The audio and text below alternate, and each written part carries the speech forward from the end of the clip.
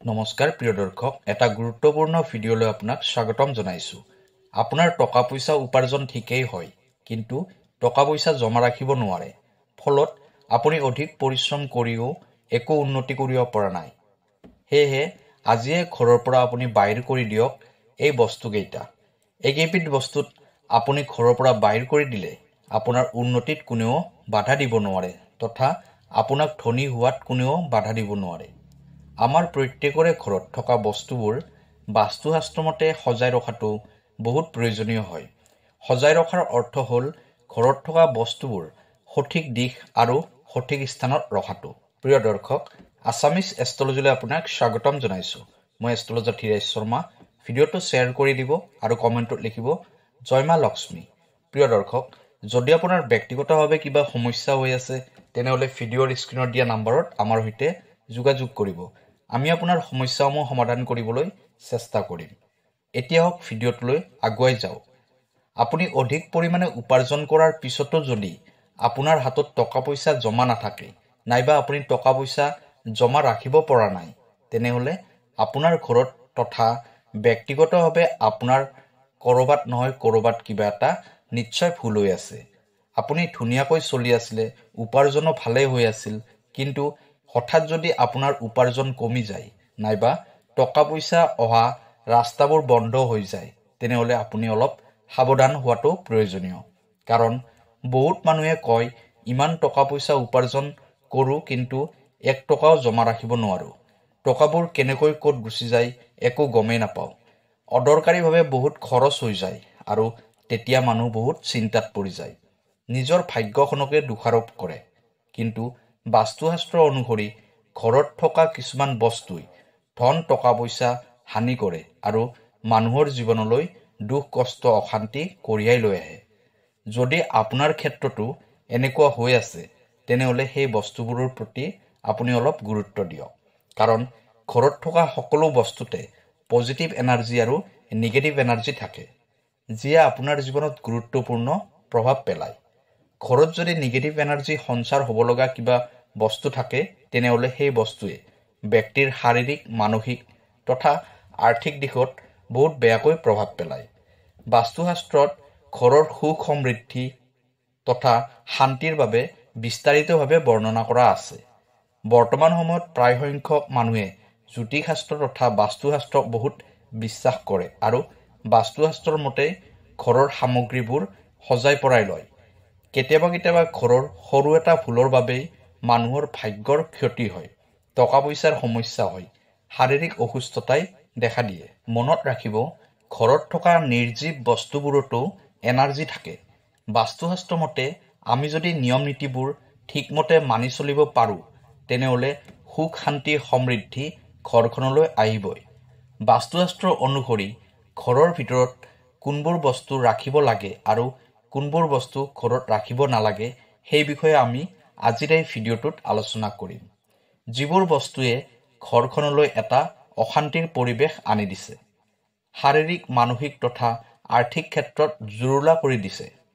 যিবোৰ বস্তুৱে ঘৰখনত সকলো সময়তে এটা নিগেটিভ এনাৰ্জি বিয়পাই আছে, সেইবোৰ বস্তু আজিয়ে ঘৰৰ পৰা আঁতৰাই দিব। বস্তুকেই ভিডিঅ'ৰ বিষয়ে বিতংভাৱে জনাৰ আগতে আপুনি যদি আমাৰ চেনেলটো নতুনকৈ আহিছে তেনেহ'লে চেনেলটো ছাবস্ক্ৰাইব কৰি দিব। প্ৰথম বস্তুটো হ'ল দেৱী দেৱতাৰ মূৰ্তি বা ফটো। যেতিয়া আপুনি যিকোনো ভগৱানৰ ফটো ঘৰত ৰাখিব, আপুনি ভালদৰে চাব যাতে সেই ফটোখন ফটা চিটা নাই তথা পুৰণা নহয়। ঠিক সেইদৰে যদি আপুনি ভগৱানৰ মূৰ্তি ঘৰত ৰাখে, সেই মূৰ্তিটো যাতে ভঙা চিঙা নহয়। যদি ফটা চিটা তথা ভঙা চিঙা মূৰ্তি ঘৰত ৰাখে নাইবা ফটো ৰাখে, তেনেহ'লে সেইবোৰে আপোনাৰ আৰ্থিক সমস্যাৰ সৃষ্টি কৰিব পাৰে।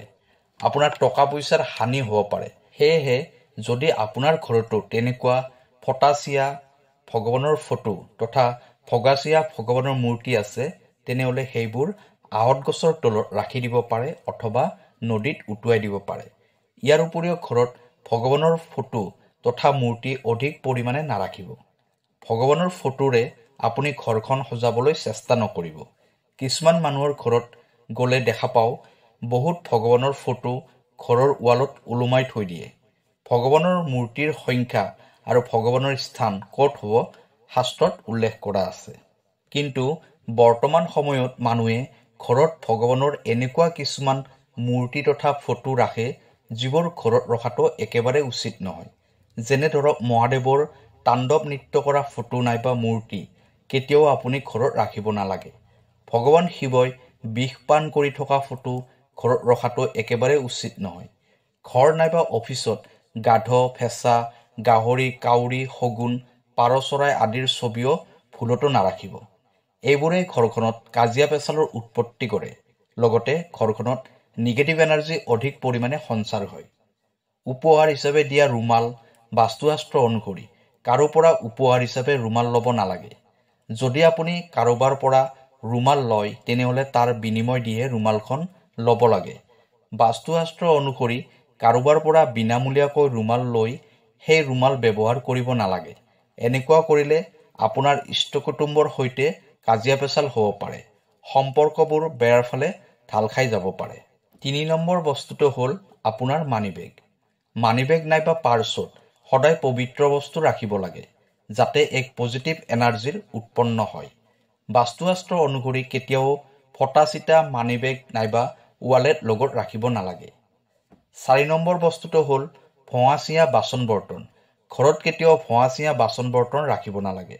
যদি আপোনাৰ ঘৰত ভঙা আইনা আছে, ভঙা যিকোনো ইলেক্ট্ৰনিক্স সামগ্ৰী আছে, ভাঙি যোৱা ফাৰ্নিচাৰ আছে, সেইবোৰ ঘৰত কেতিয়াও ৰাখিব নালাগে। ইয়ে ঘৰখনত নিগেটিভ এনাৰ্জি সৃষ্টি কৰে।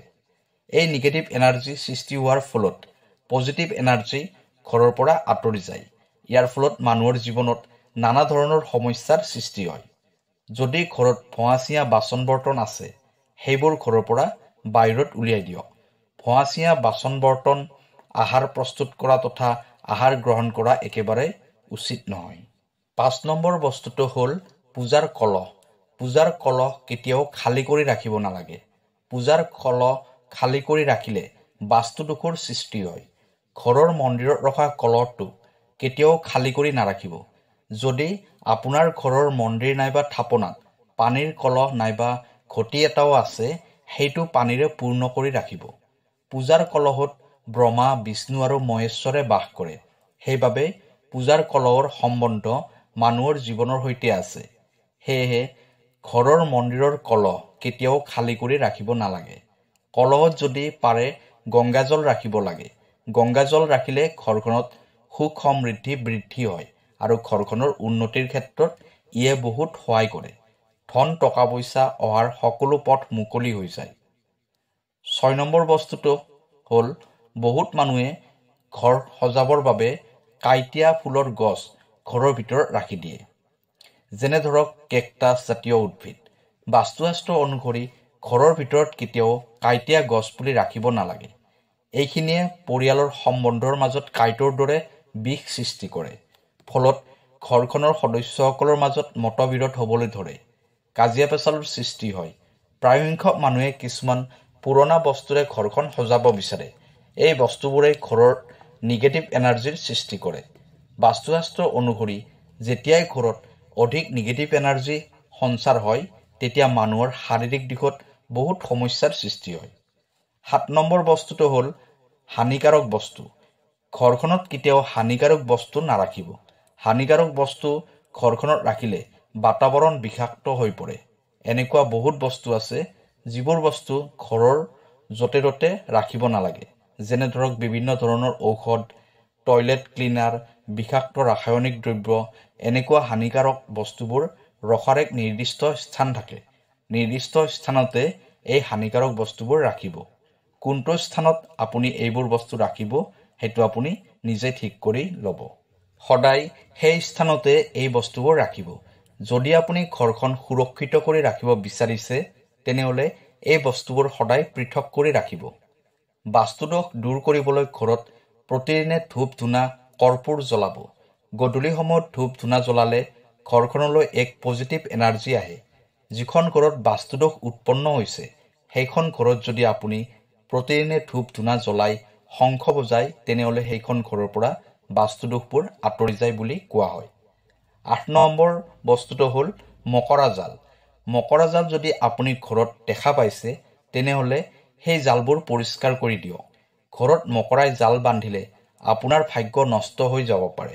আপোনাৰ জীৱনলৈ বহুত আৰ্থিক সমস্যা আনি দিব পাৰে এই মকৰা জালে। ঘৰৰ চুকে কোণে প্ৰায়ে মকৰা জাল হয়। এতিয়াই নহ'লেও কাইলৈ আপুনি ঘৰৰ পৰা মকৰা জালবোৰ চাফ চিকুণ কৰি আঁতৰাই দিব। মকৰাৰ জালবোৰ ভাঙি দিয়াটো আপোনাৰ উন্নতিৰ বাবে বহুত প্ৰয়োজনীয় হয়। জুইশলা কেতিয়াও কাৰো পৰা নল'ব। অগ্নিৰ প্ৰতীক বুলি কোৱা হয় এই জুইশলা। কাৰোবাৰ পৰা জুইশলা লোৱাৰ অৰ্থ ঘৰলৈ অশান্তি মাতি আনা।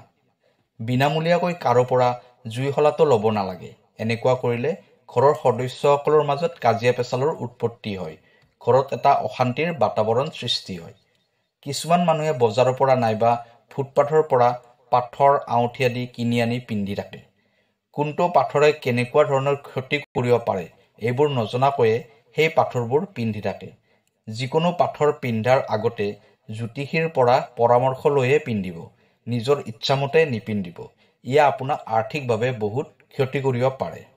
যদি এইসমূহ বস্তু আপুনি ঘৰৰ পৰা বাহিৰলৈ উলিয়াই দিয়ে তেনেহ'লে বাস্তুশাস্ত্ৰ অনুসৰি আপুনি নিশ্চিত ৰূপত সফল হ'ব পাৰিব।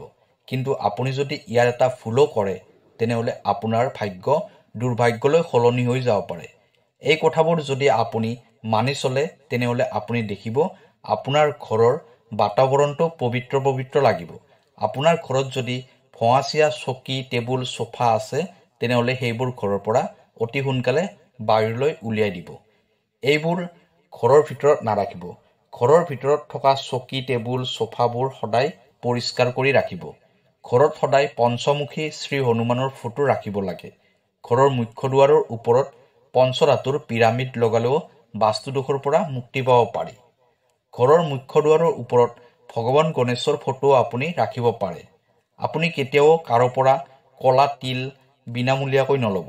আপুনি যদি এই কথাবোৰ ভালদৰে মানি চলিব পাৰে তেনেহ'লে আপোনাৰ জীৱনৰ পৰা দুখ কষ্টবোৰ আঁতৰি যাব।